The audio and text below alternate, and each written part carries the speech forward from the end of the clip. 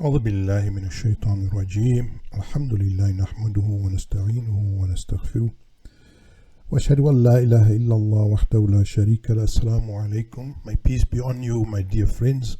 I want to touch on the topic of the Jumu'ah and the Salah of Jumu'ah.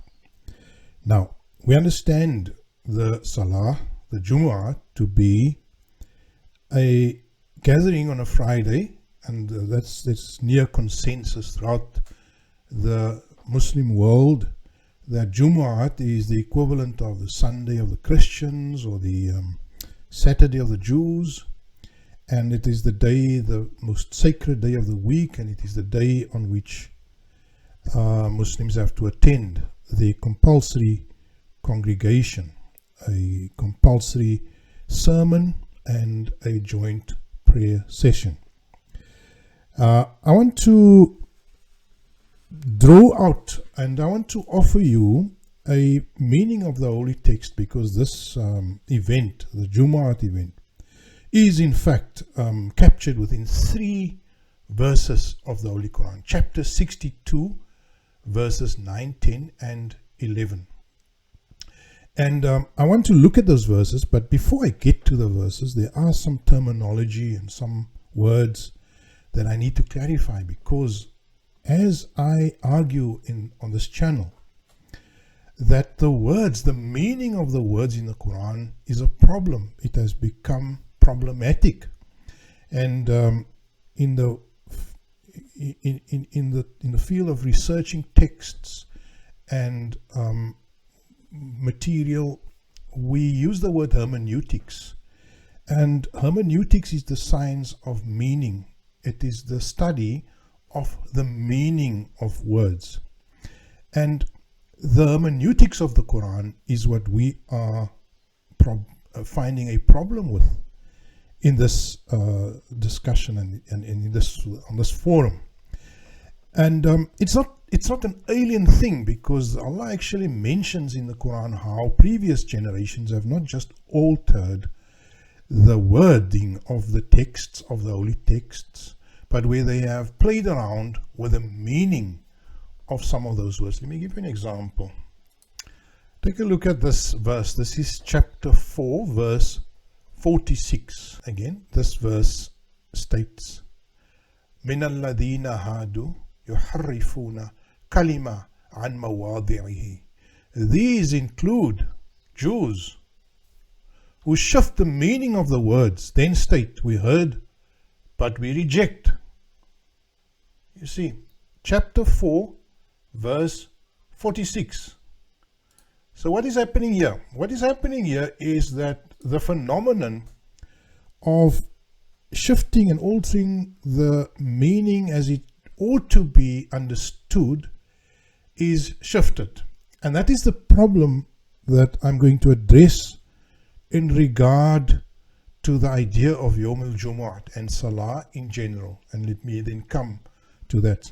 I mean, because we've established that it is possible, and it has happened, that previous nations, and in particular some of the Jewish scholars, have played around with the meaning of the words. And there's many practical examples also. I mean, if you're as old as I am, you know that certain words meant something completely different 50 years ago. And words can be altered. You know, words can be changed. I mean, the word love is a very good word, but Hollywood has changed the meaning of the word love to mean sex. Or the word gay. It used to be a pleasant word referring to happy and positive and jovial and upbeat, and now it has been turned into sodomy or sodomite or a homosexual. So it's not unheard of. We have, in our own experience, we can see that words can be changed in their meanings. We see that Allah has warned that these previous nations, as I've shown you here, have shifted the meaning of certain words. So it is not something that I'm not making a far-fetched claim to you today to say that the meanings of words can be shifted, although Allah says in the Holy Book that He will preserve the text. Nazalna azikr, and Allah is the hafiz of the dhikr. But the dhikra is the text. It's the original text. It's the original text and the original, and you know that Allah has created the Qur'an. The meaning, the perspectives, the twisting and the turning of the meanings, that is open for abuse always by people. And this video, my argument is that indeed the idea of Yawmul Jumu'ah, the idea of Salah, has suffered such inhiraf, yuharrifun, as the Arabic word says, the yuharrifun. There is tahrif of the meaning of the words, and I'm going to show it to you now. Let me get to it. Now let me first talk to you about the word Yawmul Jumu'ah.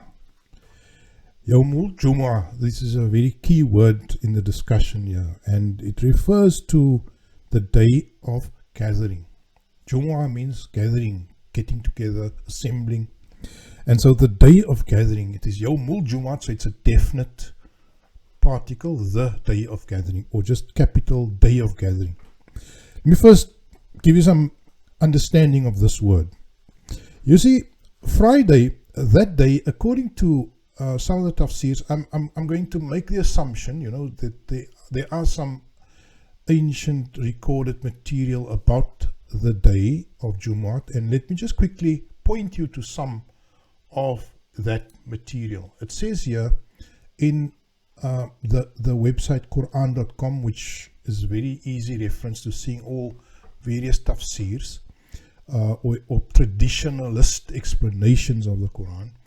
It says here, just look at this, it says the Arabic word is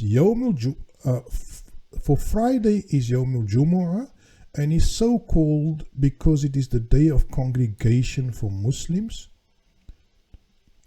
Allah created the heavens, and then there's a whole lot of claims that are made about that, ascribed to an early Mufassir or explainer of the Quran, Ibn Kathir. Adam was created on this day, and there's a whole lot of amazing fairy tales and stuff told about this day, which is part of the ancient literature called the Hadith, which can be true or not true. I'm not going to attach any divine value to this because it's not in the Quran, but I leave it open, right? But I really want to get to this point. Here's my point, because I think this is an ancient enough text to get kind of valuable information as to the pre-Islamic concept of the day of this day of Friday. During the days of ignorance, Friday was known as Yawmul Aruba. The first Arab to change the name of this day to Yawmul Jumu'ah was Ka'b ibn Lu'ay. The Quraysh used to gather or congregate on this day, and Ka'b ibn Lu'ay used to deliver his sermon. This happened 560 years before the advent of the Holy Prophet. Even during the days of ignorance, right? So then there's a story about this character in history. I think the point I want to make here is that it does appear as if this day was called the day of gathering before the time of the Prophet, right? So it does appear as if this is not a day that was invented. The Quran is not referring to something new. The Quran is not inventing a new word when it uses the term Yawmul Jumu'ah. Yawmul Jumu'ah was a day of gathering, right? More information. Let me give you some more. You see, we know now, and from some history books, we know that the majority of the population of Medina, where this verse was revealed, the majority of the citizens or the population of Medina was actually Jewish. I don't know if you realize that. Go and read the history, go and read the authentic history, and you will see. Maybe a fact that is not advertised very often. But there was a large and a majority of the population of Medina was Jewish, where the Prophet came. In fact, if you look at the Pledge of Aqaba, go and do the homework. If you look at the Pledge of Aqaba, I'm diverting from the point here, but the Pledge of Aqaba was signed between the Prophet ﷺ and about 10 citizens from Medina. And this pledge was almost an undertaking that they would house the Prophet, that he would escape from Mecca and set up a base in Medina. And these 10 citizens that signed that pledge, go and read your history, the majority of them were in fact Jewish or monotheists, because that's why they wanted the Prophet. They believed in his monotheism already. So they weren't pagan. Right. So let me continue. Jewish Medina, majority Jewish population. Tell me something. On a Saturday, what do the Jews do? Saturday is the day of complete shutdown. It is a day when all trade, all commerce, all work grinds to a complete and utter halt. And there was no difference in the time of the Prophet, even before his time, that on Fridays Medina would shut down. On Saturdays, because Saturdays is the Sabt, and one of the most important rules or laws in the Jewish, in the halakha, the Jewish sacred law, is the law of the Sabbath, in Arabic we call it the Sabt. So the ruling pertaining to shutting down all activity, all work, all commerce on the Saturdays is an absolute rule. And so what happened is, if Medina was Jewish, majority population of Jewish, they were known to be the most powerful traders and businessmen also at the time of the Prophet. So what happens on a Saturday? Complete shutdown. What do you think is going to happen on a Friday? If nobody can sell fruit and veggies, if nobody can sell bread, if nobody can if everything is not, water is not, you can't walk around and do things, what do you think is going to happen on a Friday?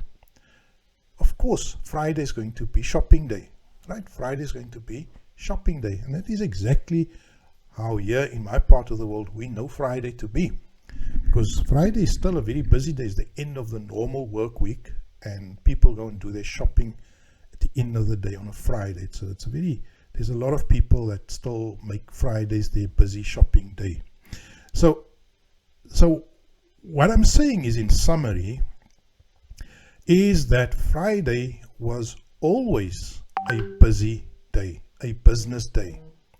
And it was the day of shopping and going out and getting supplies, because the Yom Sabt is the day of shutting down. And we know that, where does the word Saturday come from? Saturday comes from Sabbath day, right? And the Arabic is very similar. In Arabic, the word Saturday in Arabic is Sat day, Sabt day, just a B in Sabt day. So it's not Saturday, it is Sabt, S-A-B-T, Yom Sabt. So the Sabbath day is Saturday, and we know that in Arabic also Yom Sabt. So we all agree Saturday is the day of the Sabbath. We know the majority population, most businessmen, most traders were Jewish, with Jews, and they will shut down on a Saturday. So Friday is the business day. And what I'm reading to you from this book, the Tafsir of Ibn Kathir, is that historically they confirm that Sabbath or Friday used to be called Yom Jumu'ah, the day of gathering, of coming together, of assembling. And the people assemble, they would assemble in the marketplaces, they would assemble at entertainment centers. So there would be entertainment, there would be market, there would be trade deals going on. People are clearing out their merchandise before the Saturday, and because there were no fridges. So if you've got to sell milk, you can't milk your cows on Sabbath day also. So you need to, all the stuff is done on a Friday, and the dairies will milk their goats and the cows and sell it on the market, etc. Right. So what I've established for you now is that Yawm al-Jumu'ah is an ancient day. It is a day of business. It is a day of deals. It is a day of shopping. It's a day of entertainment. And we know, as with today, the malls are also places of entertainment. So on Friday nights, you'll find the theaters are busier. We know that with the bioscopes, the cinemas are busier on a Friday. And it is just the certain, and in ancient days, the poets, the storytellers would be out and about. The tricksters, the performers, the jokers, they would all be out and about, busy entertaining the crowd for a stipend. And it wasn't much different then as it is now. And that was all Friday. Right? Are you with me? So Friday was that day. Everyone was out and about, shopping, selling stuff, making deals. The entertainment guys were busy entertaining, putting up a performance, reading, rendering amazing poetry, like we would say today, singing and rapping and stuff. That time poetry would be the thing. And people would be entertained and would do their shopping. That was the nature of Friday.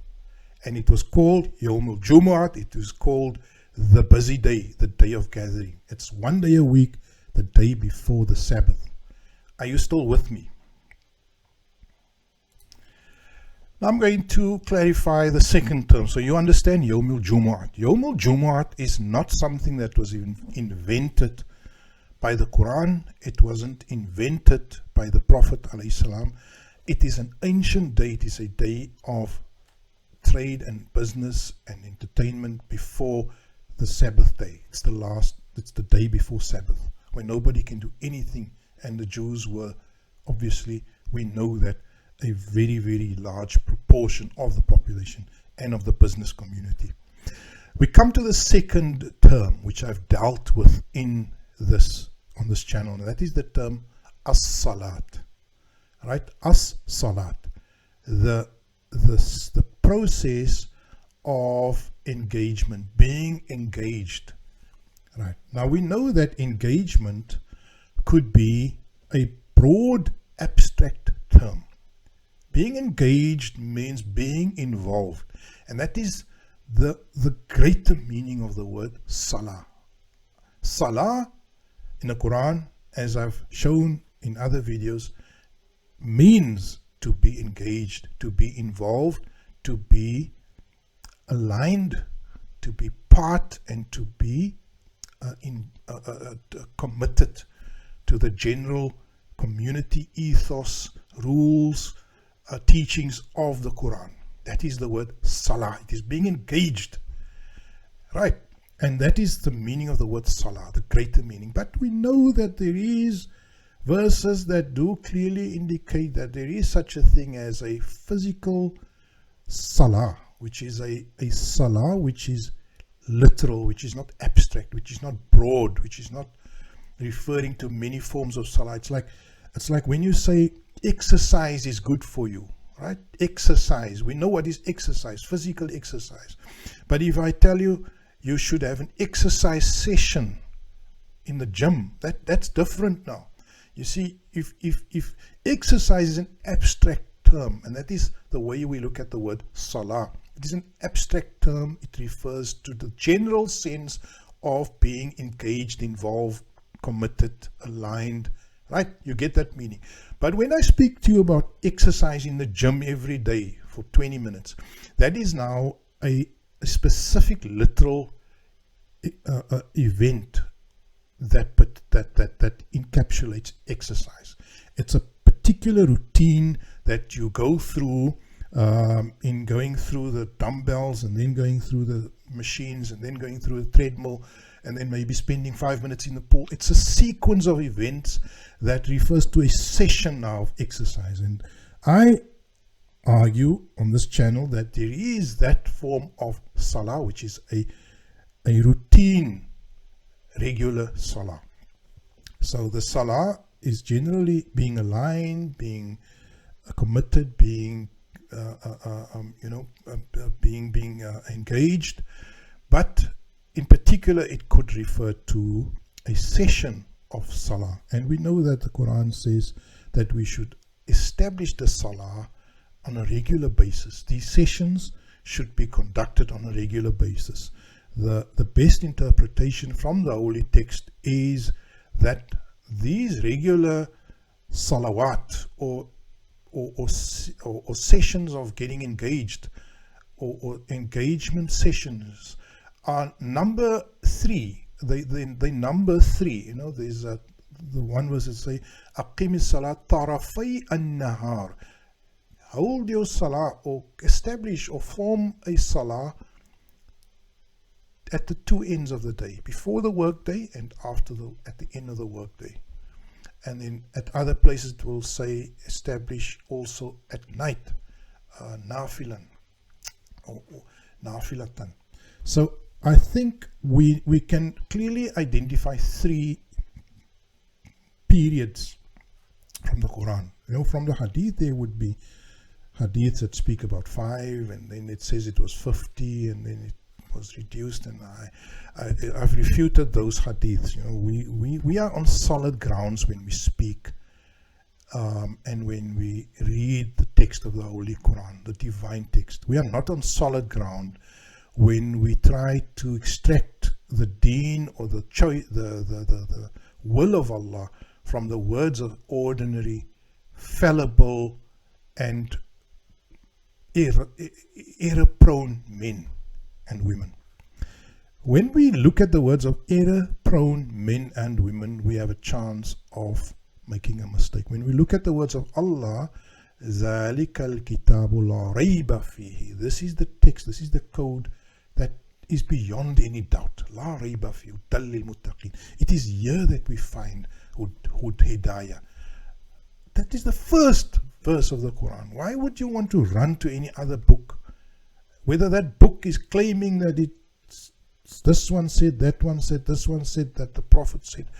The book of Allah is the primary reference. And the word salah in the book refers to three occasions, right? When that engagement session must be held. Now, what is my understanding of what that salah looks like? What is my understanding of what that salah looks like? Now, if we look at engagement requires with what? Engagement with what? Because engagement is fine, but what do you engage with? And in another video I mentioned that we engage the book of Allah. We engage our fellow believers. We engage spiritualism. We engage all of these things. We activate them. We get involved in them. And when we speak about an engagement session, it is pretty much, there is the kernel in this way that salah is made. There is still a clear core essence of what salah is. And that is why I do follow the routine method of salah. I do that. It's up to you how you want to make salah. But as for me, I also believe in the idea of ma'ruf, amr bil ma'ruf, the common good. And through the common good, we speak about Muslim solidarity. And so I uphold the form of, Shafi'i, whatever you can call it, form of salah, Hanafi salah. Minor tweaks here and there, which I think improves it for me. But generally, when I come to a gathering, I follow the method of salah that people follow, right? I do that. I haven't invented a new salah. It just makes it easier for me to redesign salah. There's 99% of the Muslim world is making salah. There's a consensus which they saw somewhere. I mean, they had to relate it back somewhere. I don't think they all invented a salah that could be the same. So I kind of adhere to that myth, to that format, to that sequence, to the way the salah looks. Number of rak'ats, maybe we can question that, because some say 2 when you travel, some say 4, some say sunnats are this 10, and some say you must make 4. I think I stick to the format, the rakahs and then the waqtus. Those are flexible. Right. What is salah when we look at Yawmul Jumu'ah? Now, this verse refers to salah. It calls the Muslims to salah. These verses on Jumu'ah, I'm going to look at them now. And then you tell me, what meaning do you get out of it? Let me put the verse up for you. And Allah says in this chapter 62 verse 9, A'udhu billahi minash shaitanir rajim, Bismillahir Rahmanir Rahim. Ya ayyuhalladhina amanu, idha nudiya lis-salati min yawmil jumu'ati fas'aw ila zikrillahi wa zarul bay'. Wa zarul bay' dhalikum khayrun lakum in kuntum ta'lamun. Let me read to you the 3 verses and then we'll discuss it. Right? My translation. Heed this, all you who embrace truth. When a call is sounded for the engagement during gathering day, treat Allah's reminder with enthusiasm and come away from business deals. In that, there is greater benefit for you if you could only know. Let's look at the next verse.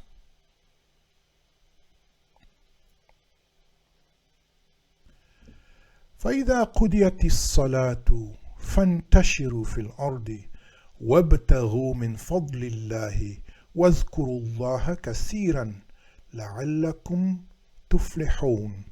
Then, once the engagement has been fulfilled, you may go out into the land in pursuit of fortune from Allah. Having attended the mention of Allah, exercise then greater awareness of Allah and become truly prosperous. And then the last in the series of 3 verses. وَإِذَا رَأَوْا تِجَارَةً أَوْ لَهْوًا انفضوا إِلَيْهَا وَتَرَكُوكَ قَائِمًا قُلْ مَا عِنْدَ اللَّهِ خَيْرٌ مِنْ لَهْوِ وَمِنَ التِّجَارَةِ وَاللَّهُ خَيْرُ الرَّازِقِينَ. The final of the 3 verses says, they should do this, the previous verse that I read, rather than when they spot a bargain or a curiosity, exit in a hurry to get to it, leaving you standing alone. Tell them that in Allah there is more to gain than from entertainment and bargains, for Allah is better than any financial provider. Let me just remind you then again what this verse says. It says basically that on a day when it is busy, when there is trade, on Fridays, when people are running around and attending entertainment sessions, etc., etc., what this verse is saying is that do not neglect the salah, the engagement, the gathering where you teach and learn, where you share ideas, where you engage with the Qur'an, where you engage with the verses of Allah. Because that is really what salah amounts to. You know, we've reduced the power of salah by only reciting some short surahs in the Qur'an. And that has taken away from the power of salah. What we should be doing at the normal salah, either alone or with a group, is we should be rendering the Qur'an in its totality. At every salah we should be picking 3 different verses and reading it. There's no problem with reading the Qur'an. Put the Qur'an in your hands and read it. You don't have to memorize it. If you've memorized it, well and good. But the salah is a session where we as an individual or as a group, we take the book of Allah and we read a few passages from it. And that is the meaning of salah. Salah is engaging with a book, with the verses, with the directives, with the dhikra. And that is the point of Salah. It is an opportunity for you at various points during the day to take note of the verses, the sum of the verses. And even if you recite one verse, even if you just recite Fatiha, you have given yourself that reminder, and that is the idea of Salah. The very least, it is rendering the Fatiha. At a more sophisticated level, it is rendering the Fatiha plus extra verses from the Qur'an. So what these three verses of Surah Al-Jumu'ah, chapter 62 of the Qur'an is saying is that to those who are mu'mineen, when somebody calls you on a Friday when you are busy in entertainment and having all this, trading and business going on, do not neglect the Salah on that day. Go and listen to the word of Allah. Interact with the word of Allah. Get involved with the Salah. Right? And do not neglect it on that busy day. Let not your business and your trade deals and entertainment let you neglect the Salah on that day. In fact, what the verse then says is that Salah, in fact, will make you more forceful, make you more successful in your business. You see, once you've engaged with the Qur'an, once you've engaged with Allah's instructions, ideas, directives, you then actually approach your business in a better way, because your mind is clear, you understand the way God wants you to behave, you have a certain level of, you have a conscience. And we know that one of the biggest challenges or problems in the world today is businessmen without a conscience, because businessmen can corrupt society if they don't have a conscience.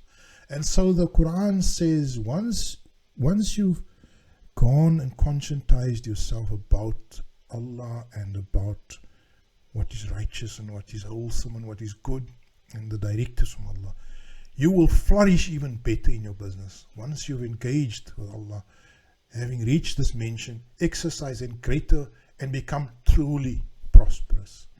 And then the final verse simply says the status quo. It relates the status quo. Now, people have stories about tafsir of people coming and rushing off to, a caravan of camels arriving and people rushing out of the mosque.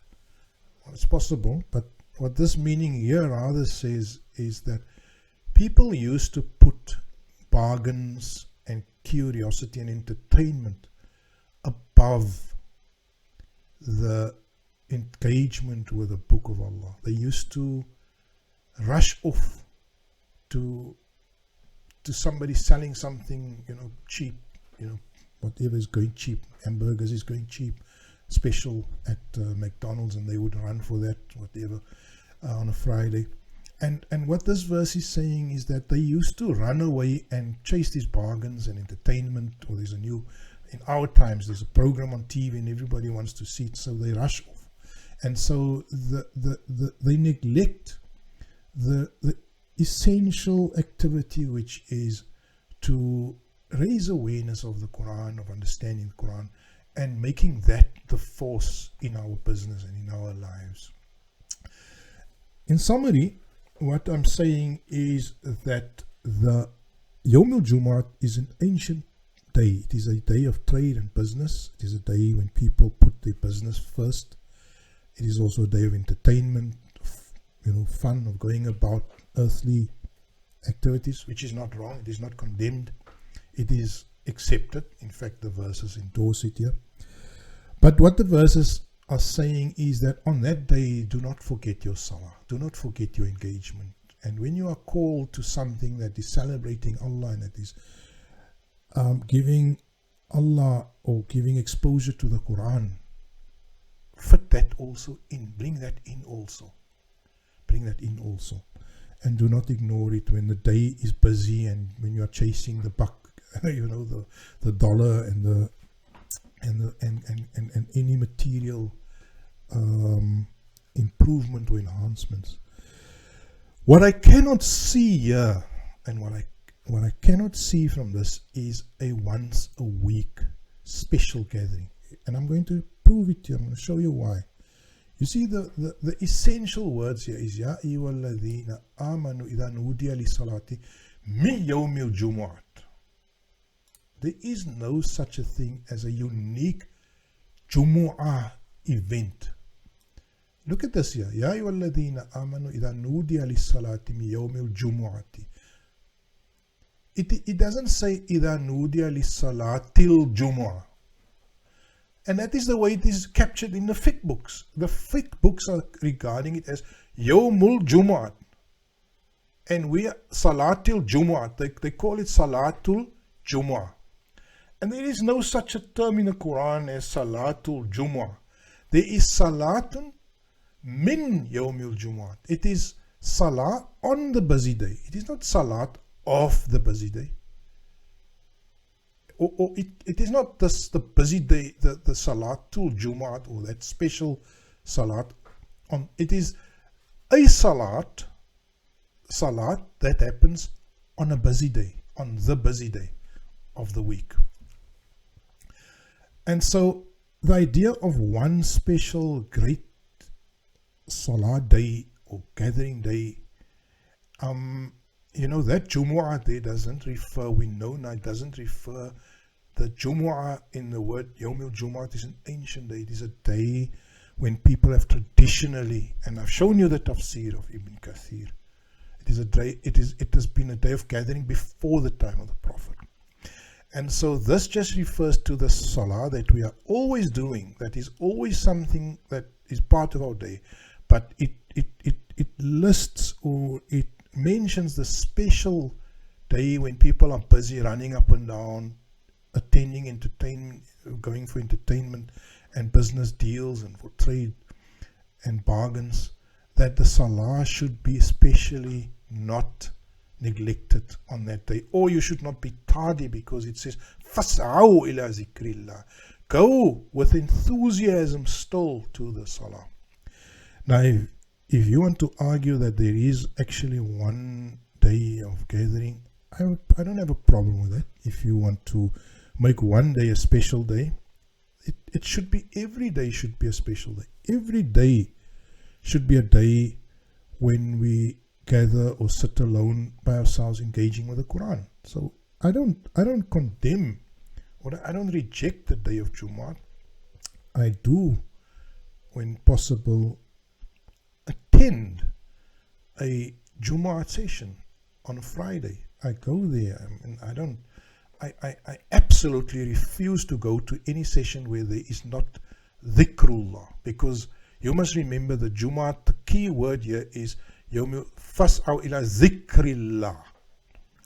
If you believe that on a Friday you are not going to be reminded of Allah, you are going to be reminded of the devil, you are going to be indoctrinated by the devil, you should by all means, and for the sake of Allah, avoid and stay very far away from those gatherings. I have in my own town several mosques where there's a notice on the board, on the wall outside, that says only Sunni Muslims are allowed. It is haram to make salah in a mosque that says only Sunnis are allowed. It is haram. That is a masjidul dirar.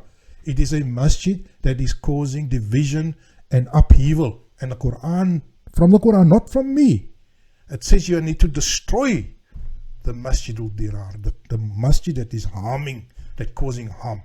So if you see a mosque that says this is a mosque for the Sunni community, you should, if you cannot destroy it, because that is eventually what needs to be done, it needs to be boycotted at all costs.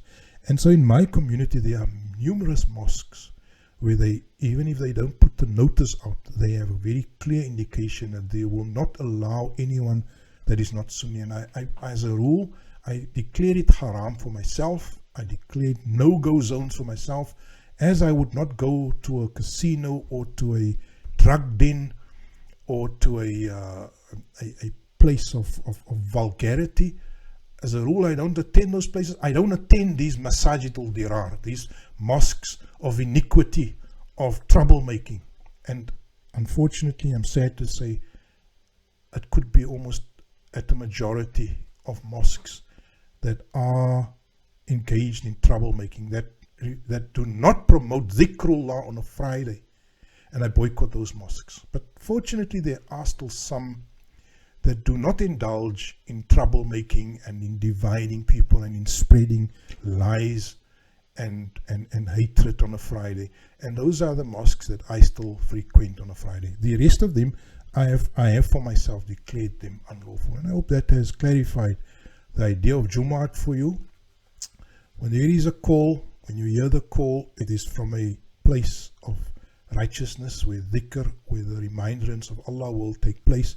Answer the call and park the business deals. And that is really the essence of what this verse is. And I hope it's been made clear to you. Alhamdulillahi Rabbil Alameen.